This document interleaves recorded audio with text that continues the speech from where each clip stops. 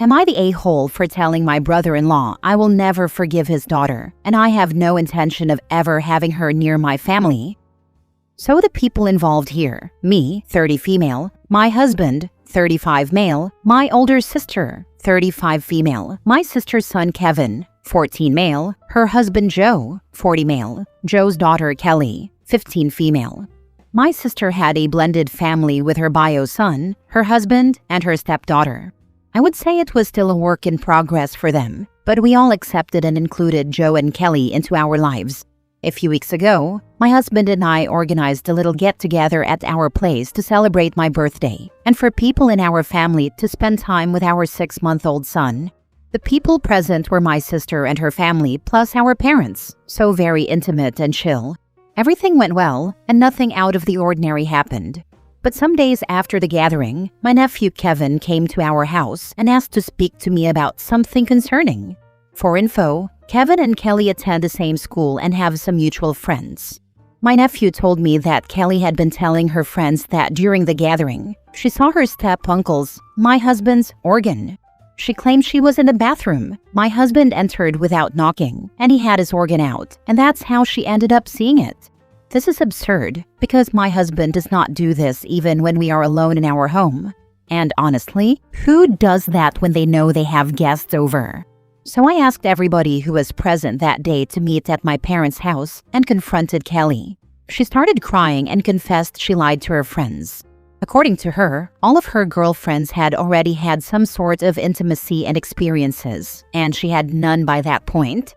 So she invented this story to look cool in front of her friends. I lost it. I called her a disgusting POS, a psychopath, and told her she risked my son's father's life just to boost her stupid social life among her friends. I told the rest of my family that, going forward, I will never bring my family near Kelly again. The consequences for this girl came fast. My nephew told everybody at school the truth. My sister and Joe went to the school and informed the principal about what happened, so in case any teacher heard that BS, they would know it was made up and not take action. My parents cut contact with her and will not host her in their house anymore. And my sister refuses to have Kelly live with them, so she was permanently moved to her mother's place. Before you start judging my sister for this, please keep in mind that she has a bio son who needs to be protected. If Kelly could so easily invent and tell those things about my husband, who can guarantee she will not lie about her stepbrother too? Now Joe is obviously hurt and torn about everything that happened. He keeps telling me that Kelly is depressed and wants to apologize to my family, but I keep refusing. I explained to him that I don't need her apology, and she shouldn't waste her time with this, because I will never forget what happened or move past it. Joe keeps begging me to forgive her because she's just a stupid teenager, and maybe if my sister sees me forgiving her, she will be willing to eventually accept Kelly back. I told Joe that a stupid teenager can have the power to ruin a man's life and reputation, so I am not risking it. Also, I fully support my sister, and I want to protect my nephew too. Before Kelly was moved to her mother's, Kevin stayed with me and my husband for some days. So I don't regret my decision at all. I stand by everything that I said, but I feel bad for my brother-in-law. Regardless of how messed up his daughter is, he is a great guy, respectful, and he really values the concept of family and honesty. So I don't know. I guess I want to ask if I was the a-hole towards him. Now for the top comments. Kevin showed his maturity here. He realized how devastating this lie could be for your husband. He is an amazing kid indeed, and he is very close to my husband and me, and knew from the start everything was a lie. Has your brother-in-law and Kelly's mom put her into therapy? Because there is no way she didn't realize the danger to your husband by her lies. She's 15, not 5. The thing that everyone keeps forgetting is even though it sounds like an accident the way she told it, it could still end up with him being arrested and charged with indecent exposure to a minor. Even if found innocent, he would always have that stigma attached to him. People around here don't mess around when it comes to things like this. Exactly. Thank you for this. I left a lot out of the post because I am not sure what it's allowed here or not. But let's say that no sane adult who heard her story would ever think it was an accident. She provided some details and made some remarks that made it look like he flashed her. Good for you for dealing with it right away. All of your family's actions and reactions were prompt and on point. Kelly's very much in the faux after fa. Kids don't think ahead. Kelly's old enough to understand the damage that accusations like that can cause. I suspect she told a secret to a couple of friends and it snowballed. Joe's marriage is in for some tough times. I wonder if it will survive. Your sister should never let Kelly back in the house while her son is there, if ever. I do hope Kelly gets counseling. This is the kind of thing that will stay with her, the story that family whispers about. I read a similar story, but the stepfather was a teacher. It cost him his job, his volunteer work, and most of his friendships. He never got those back when it was found out she had made the whole thing up. His ex, who had believed the daughter, was devastated by the situation. He had of course left the family home during the investigation, but he went further and walked away from the relationship, the family, and instead sent divorce papers. She even offered to leave her family and go away with him. He refused and disappeared. OP, you are not the a-hole. The only a-hole here is Kelly. She acted impulsively and should pay the price. Let it go from your mind. You have a family to protect. Next story. Am I the a-hole for reporting threats made by my husband's kids and their mom to CPS, and then leaving because I'm pregnant? I, 30 female, have been married for the last 2 years and together with my husband, 33 male, for a little over 4.5 years. He's divorced with 2 children, 11 and 13, with his ex. I was not the other woman. They were not married when I met him and had been divorced for at least 3 years by that point. But the ex was very difficult once I moved in with my husband. It was something that could be managed by reducing contact back then, but she made it clear she didn't want her kids to have a stepmom, and she did voice to the kids that she did not want them to like or respect me. It didn't work right away, and we got along well at the start, but a few weeks after the wedding, there was a very clear change in the relationship.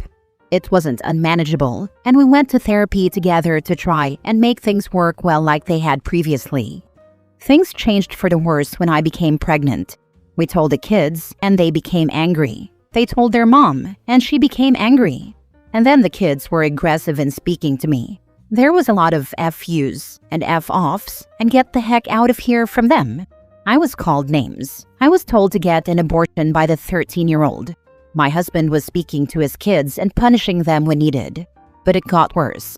And then the kids showed me texts between them and their mom, where there were threats to me and my unborn child, which turned into them threatening to make sure I didn't give birth. They were serious enough that I had to call my husband home from work early because the kids were acting like they might just follow through. He disciplined them, and he told me that I shouldn't worry because they wouldn't really do it. I told him I wasn't sure about that, and he told me he wouldn't let anything happen.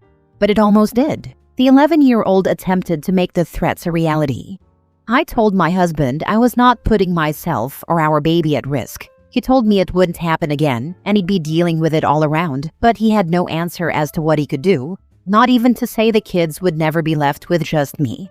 And then more threats came as we were fighting about it. I told him I was not taking chances with my baby. I made a report to CPS, and then I moved out of the house I share with my husband and in with my parents. This is all very recent, but the CPS investigation is taking this seriously from what I can tell. My husband has reached out to me, and he expressed how hurt and angry he was that I took it this far. His parents have also done the same. They told me I took it too far, and I could have worked with my husband to make this safer for me. But I feel like I gave it a chance, but he was far too blasé about it, especially after the attempt. But maybe I'm overreacting, and I'm here to be told if that's true or not. I only want to keep my baby safe. Am I the a-hole? You did not overreact. He didn't tell his family the whole story. I bet they don't know about the text or the threats. Get a divorce lawyer and ask for supervised visitation only. File for a restraining order from his kids and ex-wife for you and your unborn child. Involve CPS in the custody case. They know the whole story. The texts were mentioned, but it didn't matter because his parents still think there was a better way to handle this. It worries me that they don't take this as seriously as me. I understand they love their grandchildren and my husband loves his children, but this baby is a grandchild or child too, and is at risk even if they don't want to believe it. Not the a-hole. You went above and beyond trying to create a safe environment. Your baby's safety comes first, period. For me, it does, but I don't think my husband or his parents feel the same way. Or they're overconfident that they won't let it happen, when one attempt already happened and could have caused so much harm. Sorry to ask this, but what was the one attempt? That feels like a huge part that's being downplayed. The attempt would have led to the threats being followed through on if it had succeeded. The attempt involved the stairs. The threats were all physical violence though, and some of it very graphic in nature. Next story. Am I the a-hole for drawing a line with my girlfriend about our involvement in her now pregnant and intellectually disabled sister? I've been with my long-term girlfriend for several years. Her sister has an intellectual disability. She functions roughly at the level of a 13 to 15-year-old. She's generally a good person, and I've always treated her with respect, but she clearly struggles in many areas: holding a job, managing adult responsibilities, and general aspects of society. Her family has supported her financially and emotionally for years. Recently, she married a man who is also intellectually disabled, although he seems somewhat more independent. A few weeks ago, I found out she's pregnant. According to my girlfriend, her sister wanted a baby because it would make her happy, and her parents are on board. They've expressed that the child can also take care of her sister when they grow up. Until then, they, and possibly the husband's family, plan to help raise the child. I reacted negatively when I heard this. From everything I know and have seen, I honestly don't think she can safely or responsibly raise a child on her own. The idea that the baby is being brought into the world with the expectation that it will be the caretaker someday feels deeply unfair, to the child most of all. I brought up these concerns with my girlfriend. She supports her sister's decision, but when I asked if she'd feel comfortable leaving our future baby with her sister for a week, she admitted she wouldn't. That honestly just reinforced my concerns. I told her that while I respect her sister, I want it to be crystal clear between us that I disagree with the decision and that I will refuse us taking on any extra sort of a parenting help or be financially burdened in the future by this. I'm not okay with the idea that our future family, or me personally, would be expected to step in and support her sister's child long-term, outside of normal uncle-aunt interactions. Am I the a-hole? Now for the top comments. I had to reread the child can take care of her sister when they grow up part like 3 times to make sure I wasn't misunderstanding. That's actually an insane take. Having a child, putting it in an environment where you know it won't be properly cared for because the parents aren't mentally or physically equipped, and justifying it all with it'll be the carer is horrible. Not the a-hole. Honestly, you sound like the only sane one that's given any thought about that little human in this entire situation. Also, with both parents being intellectually disabled, isn't there a certain probability that the child inherits some of their disabilities and needs help themselves, rather than being able to give it? I knew a couple who both had intellectual disabilities, raising 2 children with average intelligence. The kids passed their parents' functioning levels at about 10, and it was an absolute mess. The kids were running the house, and if the parents tried to set boundaries, the kids could easily manipulate the parents and get around them. The parents had no control, and the kids had increasingly severe behavioral issues. They ended up having a sister move in and take over parenting entirely, which got the kids under control pretty quickly, but led to resentment from the parents, who felt usurped. It was a mess. They did end up giving custody to the sister, and the couple moved out and had another baby. APS and CPS need to be involved here. One of my closest friends had almost the same situation about 10 years ago now. Sister with an intellectual deficiency married a guy who also had an intellectual deficiency. They got pregnant. They couldn't take care of the baby, and my friend has had guardianship since the baby was 5 days old. If she hadn't said yes to the guardianship, baby would have been placed for adoption. Has anybody even considered that as an outcome? It sounds like the grandparents might be willing to step up and do that if needed, but there's a difference between saying they will and actually doing the thing when it comes down to it. Last story. Am I the a-hole for pulling away from my parents because they always decide to break bad news on important days for me? This was a long-running thing with my parents, and something my siblings, 19 and 17, commented on. I, 21 male, am the oldest of 3, And starting at a young age, my parents have made weird decisions about breaking bad news. It started when I was 7. I was the lead in our school play, and 20 minutes before the play starts, my parents decided to announce my great-grandma was dying. They had known about it for days at that point and waited to tell us and said they needed a good moment. Then, they acted super shocked when I bawled in front of everyone. I messed up the whole play and couldn't get a single line right. Then, when I was 9, it was the day of my assessment for learning disabilities. My parents announced on the way home that Dad had lost his job 3 weeks prior, so they could have waited another day or two to tell us, and we'd have to make a lot of changes in our lives. At the time, I wondered if they saw my learning disabilities as a burden on top of everything and resented me for it. The morning of my 10th birthday party, not my actual birthday but a few days after, they told us they had to put our dog down 2 days before and had not sent him to our grandparents' house for a few days to not have him running around during the party.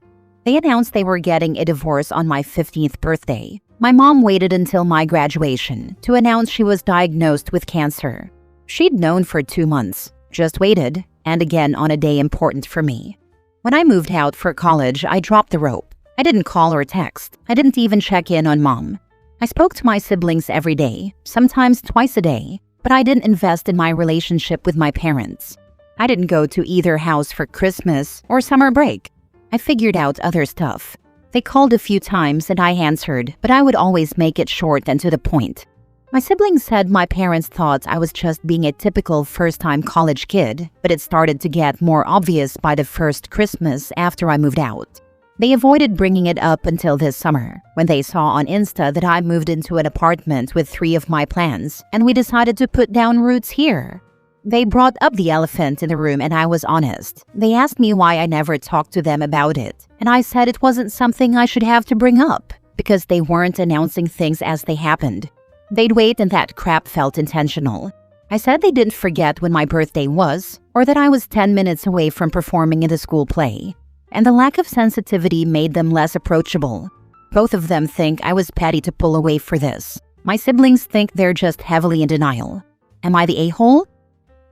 Your parents think you're wrong to pull away because how are they ever going to screw up an important day for you ever again if you don't give them the chance to? Not the a-hole. Enjoy your peace. Your folks use you as an emotional punching bag and you're under no obligation to allow them to do that to you. Abusers get annoyed when they lose control of their victims. Not the a-hole. Tell them you didn't want them to know you got an apartment and then be told the next day that an uncle died a year ago. Or when you graduate, then they can tell you that they have to move across the country the next day. And heaven forbid you get married. And on the day they announce they got a divorce the year before, and each of them is getting married to other people next month. You stop the pattern, because when people are at their happiest, is not the time to share bad news, nor is it when they are at their lowest, but the best time is as soon as possible from the knowledge of the event. Even the putting down of the dog could have been a discussion a month before, with time to say goodbye. Not getting to say goodbye to him really sucked. My siblings and I loved him, and he was in our family before any of us were born. So to go from he's at our grandparents to now he's dead was very traumatic.